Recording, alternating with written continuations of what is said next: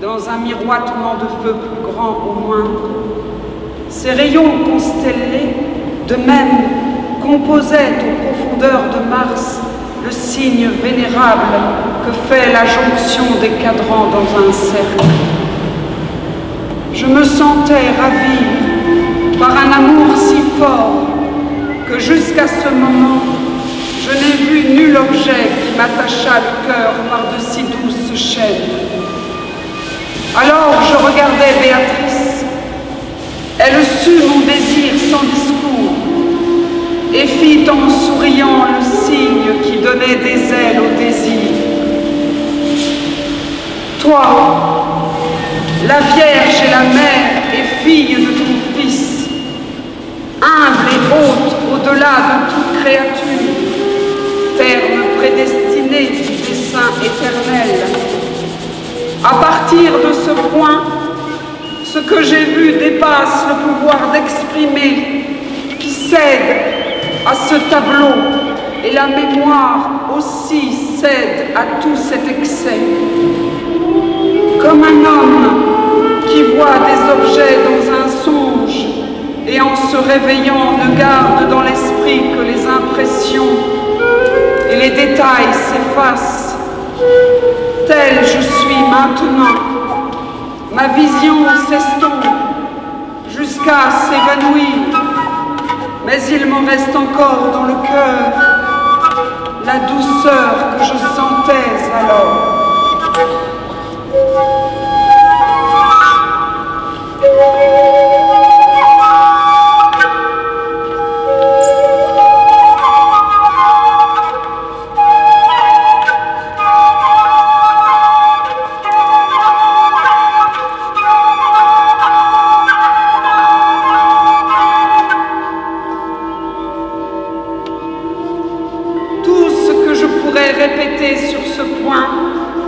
C'est qu'en la regardant, je me sentais le cœur tout à fait délivré de tout autre désir.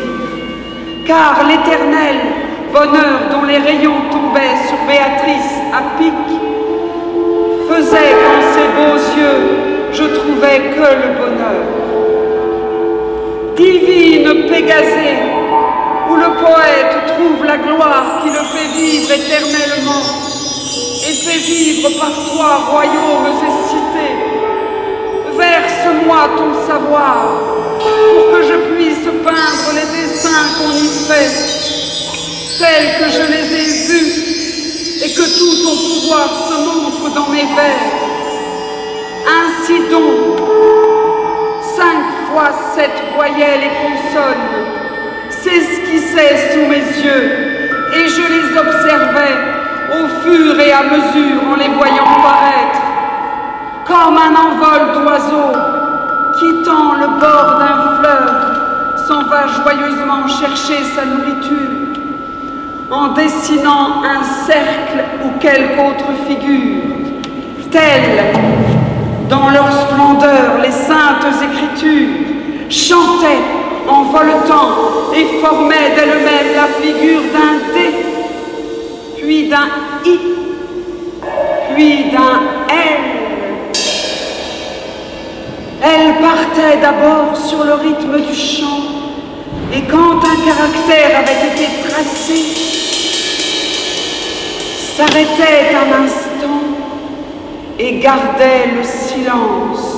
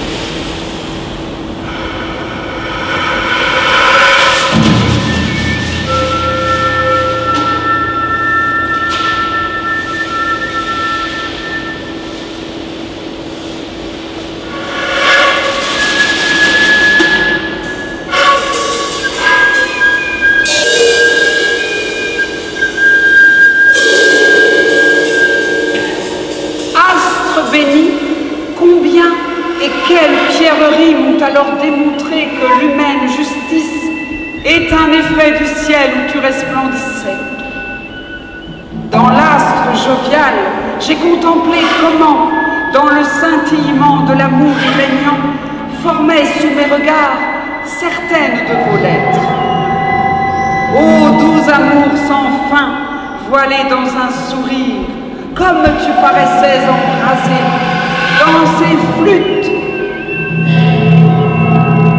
dont le son ne répond qu'à de saintes pensées. Déjà mes yeux venaient se fixer à nouveau dans les yeux de madame, et mon âme avec eux s'éloignant tout à coup de tout autre intérêt.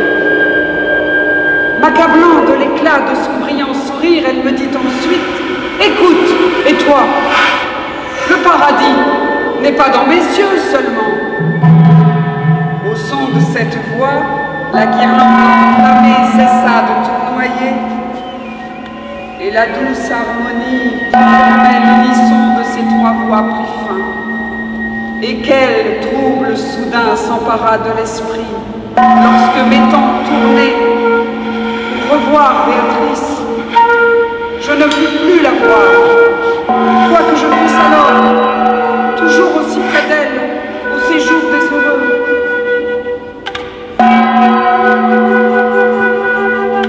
Si le destin permet que ce poème saint m'ont mis la main et le ciel et la terre, et qui m'a fait maigrir pendant bien des années, triomphe des haineux qui m'ont fermé la porte de ce joli berceau où je dormais agneau, mais ennemi des loups qui lui faisaient la guerre. J'y rentrerai poète, avec une autre voix, avec d'autres cheveux, recevoir la couronne au-dessus des fonds même où je fus baptisé. Pareil à qui prétend, en fixant le soleil, regarder une éclipse à l'œil nu, tant soit peu, et qui, voulant trop voir, cesse d'être voyant. Dans la substance claire et à la fois profonde de l'insigne clarté, m'apparaissaient trois cercles, formés de trois couleurs et d'égales couleurs. Et l'un d'eux paraissait être l'effet de l'autre, comme iris l'est d'iris, tandis que le troisième jaillissait comme un feu des deux en même temps. Tel, devant ce tableau, j'étais resté moi-même. Je voulais observer comment s'unit au cercle l'image et de quel mode elle était logée. Mais j'étais hors d'état de voler aussi haut, quand soudain mon esprit ressentit comme un choc, un éclair qui venait combler tous mes désirs. L'imagination perdit ici ses forces, mais déjà mon envie avec ma volonté tournait comme une roue aux ordres de l'amour qui pousse le soleil et les autres étoiles.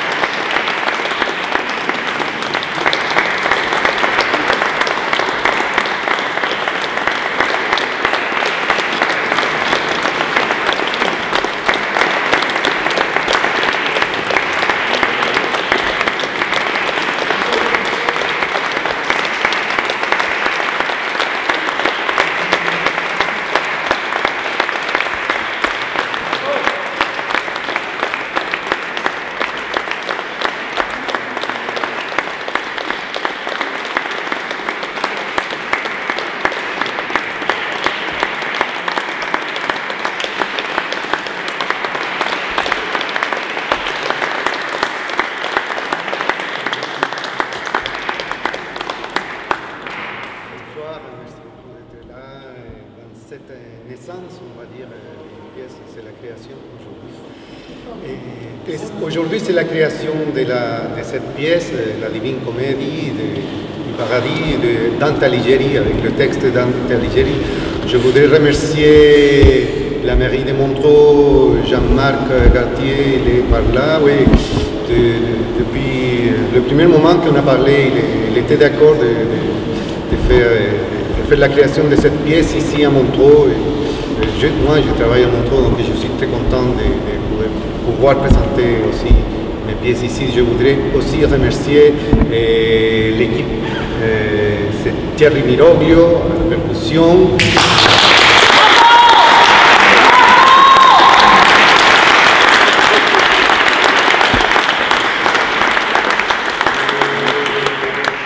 Un grand ami du Chili, Dante Jara.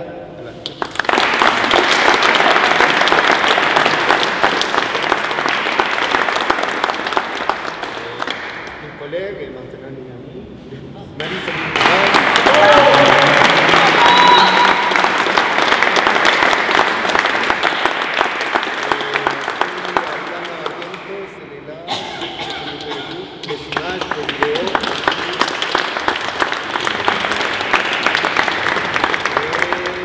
Thierry, il est là, technicien du son. Merci beaucoup Thierry.